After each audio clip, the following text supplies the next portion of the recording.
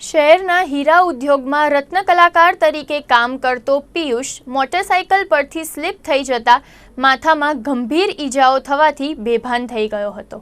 ખાનગી હોસ્પિટલમાં સારવાર દરમિયાન તબીબોએ તેને બ્રેઇન ડેડ જાહેર કરતા પરિવારે યુવાનનું હૃદય, ફેફસા, કિડની, લીવર, પેનક્રિયાસ અને ચક્ષુઓનું દાન કરી 8 વ્યક્તિઓને નવજીવન બક્ષી માનવતા મહેકાવી છે। વેલંજાના બ્રેન્ડેડ યુવકના અંગોનું પરિવારે દાન કરીને 8 વ્યક્તિઓને નવજીવન આપ્યું હતું।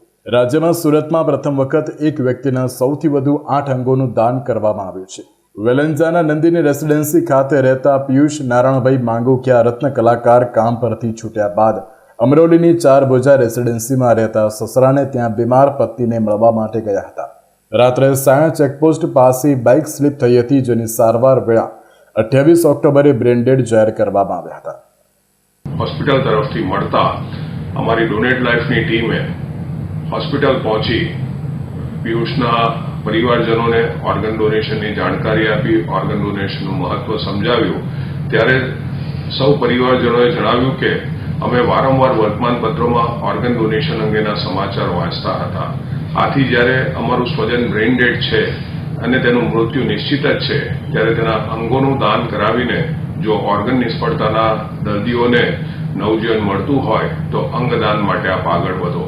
આમ પરિવારજનો તરફથી અંગદાનની સંમતિ મળતા અંગદાનની પૂરી પ્રક્રિયા શરૂ કરવામાં આવી અને એના જે હૃદય છે તે અમદાવાદની સિમ્સ હોસ્પિટલને ફાળવવામાં આવ્યું।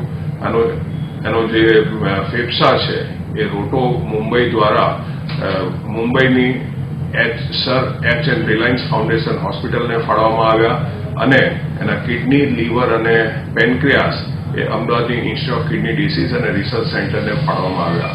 આ ત્રણેય જગ્યાથી ડૉક્ટરોની ટીમ સુરત આવી, એના ઓર્ગન્સ પ્રોક્યોર કરીને ત્યાં જઈને જે તે હોસ્પિટલમાં જઈને એનું ટ્રાન્સપ્લાન્ટ કરવામાં આવ્યું।